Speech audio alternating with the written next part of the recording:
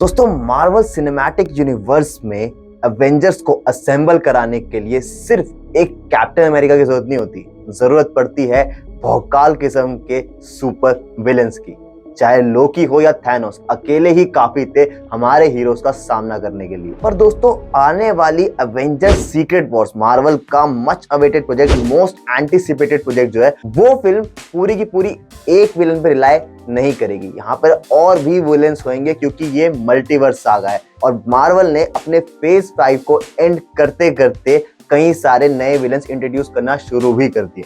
अब चाहे वो captain America the brave new world में रेड हल्क की एंट्री हो, या फिर हाल ही में जो अभी सैन डिएगो में कॉमिक कॉन हुआ था, वहां पे फैंटास्टिक फोर की क्लिप के बीच में जब एंड में गैलेक्टस इंट्रोड्यूस कराया गया, या फिर मार्वल का सबसे बड़ा तुरुप का इक्का आरडीजे की entry as doctor Doom in Avengers doomsday. Kang ने जो भी किया उसके चक्कर में कैंग डायनेस्टी के प्रोजेक्ट को साइड करके डॉक्टर डूम को इंट्रोड्यूस करना पड़ गया और हमें मिल गया एक और रीजन मार्वल से स्टिक रहने का। स्वागत है दोस्तों आप सबका हमारे इस चैनल में। आप देख रहे हैं फेमस बॉलीवुड। मेरा नाम है हिमांशु और इस सेगमेंट में हम बात किया करेंगे सुपर हीरोज और सुपर विलेंस के बारे में और स्पेशली हमारे MCU के बारे में। और आज की इस वीडियो में डेडिकेटेडली मैं आपको बताने जा रहा हूँ एवेंजर्स सीक्रेट वॉर्स के आसपास जो विलेंस रिवॉल्व करेंगे, यानी कि मार्वल के फेज 6 के जो मेन विलेंस होंगे वो कौन होने वाले हैं। तो वीडियो को कर दो लाइक, चैनल को कर दो सब्सक्राइब और चलते हैं MCU की डार्कर साइड की तरफ, MCU के विलेंस की तरफ। नंबर 10 पे आता है दोस्तों द लीडर।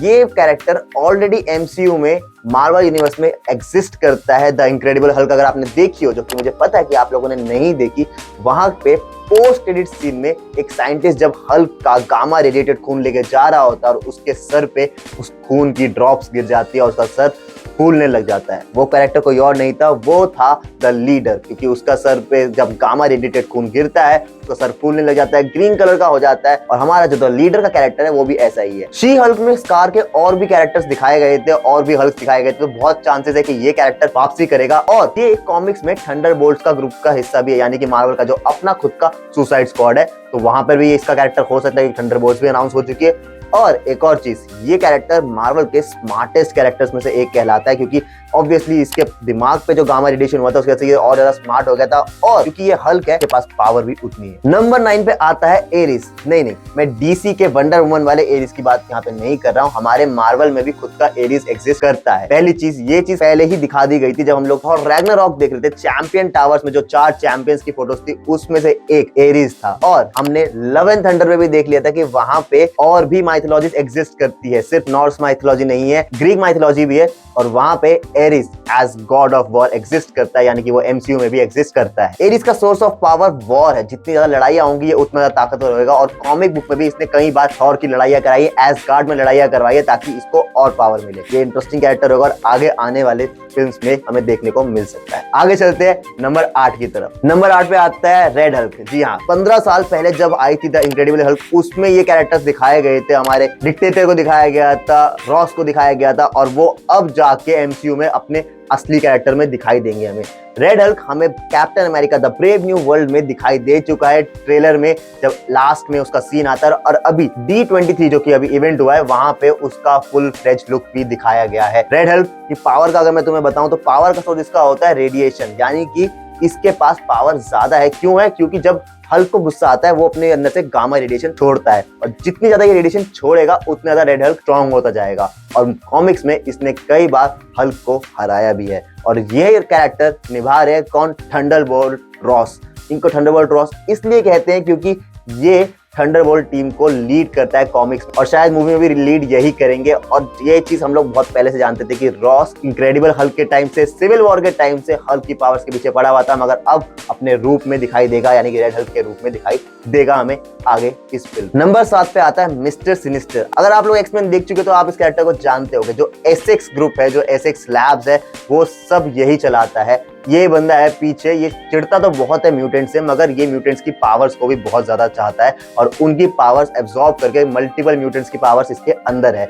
और कहा यही जा रहा है कि हमारे MCU में, हमारी अर्थ 616 में ये एक्समेन का मेन विलन बनके सामने आएगा, क्योंकि एडमेंटम अभी तक दिखाया नहीं गया, और हम सब जानते हैं कि प्रोजेक्ट X को बनाने वाला यही बंदा था जिसने एडमेंटियम इंट्रोड्यूस करा था। तो ये साफ साफ हमें दिखाई दे सकता है कि इसकी कितनी ज्यादा नीड है एमसीयू को, कि ये कैरेक्टर अब सामने निकल के आएगा, क्योंकि बाकी कैरेक्टर्स भी आ चुके हैं। अगर इसकी पावर्स की बात करो, उसके पास मल्टीपल पावर्स है। ये क्लोनिंग कर सकता है, ये टेलीपैथी कर सकता है, इसके पास सुपर ह्यूमन की पावर तो है ही, और भी इसके अंदर बहुत सारे म्यूटेंट्स की अलग अलग पावर्स होगी। आगे चलते हैं, नंबर 6 पे आता है मैग्नीटो। यार एक्समेन की बात हो रही है, एक्समेन के विलन्स की बात हो रही है, तो मैग्नीटो क्यों नहीं आएगा।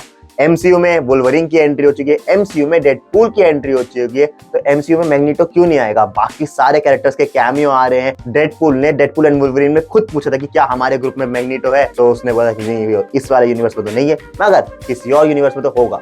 Doctor strange multiverse of madness में भी प्रोफेसर एक्स दिखा दिए गए थे, और जब इतने सारे एक्समैन दिखाई दे ही रहे तो मैग्नीटो क्यों पीछे रहेगा। मैग्नीटो भी आएगा, और पक्का एक विलन के फॉर्म में ही स्टार्टिंग में इमर्ज होके आएगा, क्योंकि केविन फीग जो है ये फैंस के बड़े चहीते हो चुके हैं, क्योंकि फैंस को जो थ्योरी चाहिए होती है, जो कॉस्ट्यूम चाहिए होती है, जो उनको सीन चाहिए होते हैं, वो सब डलवा देते हैं। और उनसे ये उम्मीद रहेगी हम लोगों की, हाइप क्रिएट कर रहे हैं तो मैग्नीटो आएगा, क्योंकि डेडपूल ने ऐसे ही नहीं कहा था। उन्होंने अगर डेडपूल 1 में केबल का नाम लिया था तो डेडपूल 2 में केबल आया था, ऐसे डेडपूल 3 में अगर उन्होंने नाम लिया है मैग्नीटो का, तो वो मुझे पक्का यकीन है कि वो आने वाली किसी मूवी में दिखाई देने वाले हैं। नंबर 5 पे आते हैं मेस्ट्रो। ये हल्क का एक वेरिएंट है। हल्क के हमें बहुत कम वेरिएंट दिखाई देते हैं वैसे तो, मगर ये वाला वेरिएंट जो है ये बहुत ज्यादा पावरफुल है। और बहुत का मतलब बहुत ज्यादा वाला पावरफुल है। ये अपनी रियलिटी में रूल करता है। इसके पास खुद की अपनी एक हल्क आर्मी है, जिसको हल्क होर्ड बोलते हैं, और सीक्रेट वॉर्स की कॉमिक में इसका काफी अहम रोल है, क्योंकि ये उस आर्मी को लीड कर रहा है, और ये आर्मी ये दे चुका है डॉक्टर डूम को, यानी कि ये विलेंस की साइड से लड़ेगा।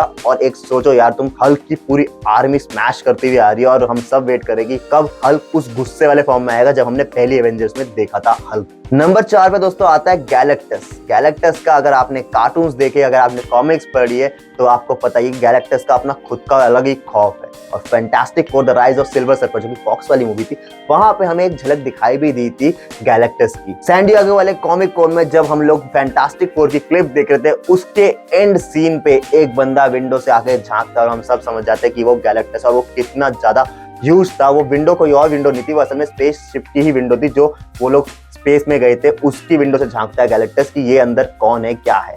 गैलेक्टस की अगर मैं आपको डीपली बताऊं तो गैलेक्टस एक कॉस्मिक बीइंग है। ये यूनिवर्स में बिग बैंग थ्योरी से पहले एग्जिस्ट करता था, और इसका ओरिजिन की स्टोरी बहुत मस्त है। अगर तुम्हें जाननी है तो मैं इसको आराम से एक डिटेल वीडियो बना के तुम्हें दे सकता हूं, मगर उसके तुम्हें कमेंट्स में बताना होगा। ये बहुत पावरफुल है, ये इतना पावरफुल है कि ये इटर्नल्स के जो सेलेस्टियल्स है उनको भी हरा सकता है। इसकी पावर का सोर्स जो है वो है प्लैनेट्स। ये प्लैनेट्स की लाइफ एनर्जी पूरी खा जाता है, और उसके बाद उन प्लैनेट्स को डिस्ट्रॉय कर देता है, और ये अर्थ पे भी यही करने आएगा। मगर इसको रोकने काम है फैंटास्टिक फोर का। ये काफी इंटरेस्टिंग रहेगा, देखते हैं आगे क्या होता है। नंबर 3 पे आता है सेंट्री। सेंट्री, अगर आप मार्वल यूनिवर्स को जरा सा भी जानते हैं, जरा सा भी कॉमिक्स के बारे में जानते हैं, तो आपने ये नाम सुना ही होगा। अगर नहीं सुना तो यार क्या कर रहे हो यार तुम लोग, क्योंकि ये कैरेक्टर जो है ये मार्वल के सबसे ज्यादा सुपर डुपर सुपर वाले ह्यूमंस में एग्जिस्ट करता है। इसके अंदर मिलियंस ऑफ सन्स की एक्सप्लोडिंग पावर है, और ये कैरेक्टर इतना ज्यादा स्ट्रॉन्ग है कि मैं बता भी नहीं सकता। मार्वल की अपकमिंग थंडरबोल्ट्स में सेंट्री का कैरेक्टर भी दिखाया जाएगा। ये चीज की कंफर्मेशन सोर्सेज की तरफ से ही आ रही है, और कुछ लोग ये भी कह रहे हैं कि ये विलन का रोल करेगा वहां पे उस टाइम पे, क्योंकि जो थंडरबोल्ट्स को मिशन दिया जाएगा वो इसी के अगेंस्ट होगा, कि हमें जाके इसको कैप्चर करना है, पकड़ना है, रोकना है, जो भी करना है। तो ये कैरेक्टर काफी इंटरेस्टिंग रहेगा, थंडरबोल्ट्स में आने वाला है। नंबर 2 पे आता है नल। ये कैरेक्टर जितना ज्यादा खतरनाक दिख रहा है, उससे कहीं ज्यादा खतरनाक ऑलरेडी है। ये कैरेक्टर भी बहुत पुराना है, ऑलरेडी यूनिवर्स में एग्जिस्ट करता था, और इसे कहते हैं God of symbiotes, the creator of symbiotes, क्योंकि जितने भी सिम्बियोट्स निकले, चाहे वेनम हो, कार्नेज हो, ये सब के सब इसी के अंदर से निकल के आए हैं। और क्योंकि ये सारे सिम्बियोट्स इसके अंदर से निकल के आए हैं, इसलिए जितने भी सिम्बियोट्स हैं, जहां भी जाते हैं, जिस भी जगह पे होते हैं, जो भी चीजें फील करते हैं, एक्सपीरियंस करते हैं, ये उन सब चीजों को खुद भी फील कर सकता है, एक्सपीरियंस कर सकता है। यानी कि इसको भी पता है कि मल्टीवर्स में क्या क्या कहां क्या हो रहा है। सारे स्पाइडरमैन को जानता है। जब हम लोगों ने देखा था टॉम हॉलैंड को वेनम ने देखा था, तो इसके पास भी इंफॉर्मेशन पहुंच चुकी है, और यही कारण है कि ये कैरेक्टर सिर्फ सोनी के पास नहीं रहेगा, ये हमारे 616 पे भी आएगा, क्योंकि वेनम के थ्रू उसके पास इंफॉर्मेशन पहुंच गई थी कि वहां पे भी एक अच्छा यूनिवर्स है। और अब आ जाते हैं हमारे रैंक 1 विलन के ऊपर, जो कि है डॉक्टर डूम। इस कैरेक्टर में ऐसा क्या है कि ये रैंक 1 पे है?